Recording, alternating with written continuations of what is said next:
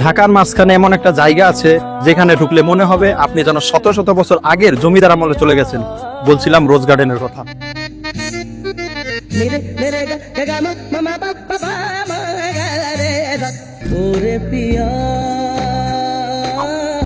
পুরান ঢাকায় অবস্থিত ঐতিহাসিক রোজ গার্ডেন প্যালেস, যা একসময় ছিল জমিদারদের বিলাসবহুল আবাসস্থল।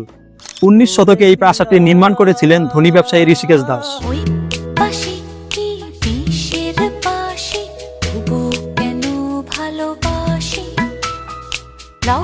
নাম শুনলেই বোঝা যায় এক সময় এই জায়গা ছিল গোলাপে ভরা স্বপ্নের বাগান। চারপাশে ছিল গোলাপের সুগন্ধ, মাঝখানে ছিল রাজকীয় স্টাইলের প্রাসাদ, যা তার সৌন্দর্য আজও ধরে রেখেছে। এই প্রাসাদের সাথে জড়িয়ে আছে ইতিহাসের গুরুত্বপূর্ণ ঘটনা। এখানে 1949 সালে তৈরি হয়েছিল আওয়ামী লীগ, যা বাংলাদেশের রাজনীতিতে গুরুত্বপূর্ণ ভূমিকা রাখে। প্রাসাদের ভেতরে নকশা, খোদাই করা দরজা, জানালা আর পুরনো স্থাপত্য আজও সেই জমকালো দিনের সাক্ষী।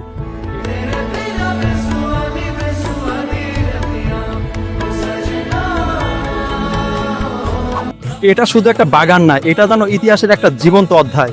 বর্তমানে এটি সংরক্ষিত অবস্থায় আছে। এখানে গেলে আপনি শুধু সৌন্দর্য না, ইতিহাসের ছোঁয়া অনুভব করতে পারবেন।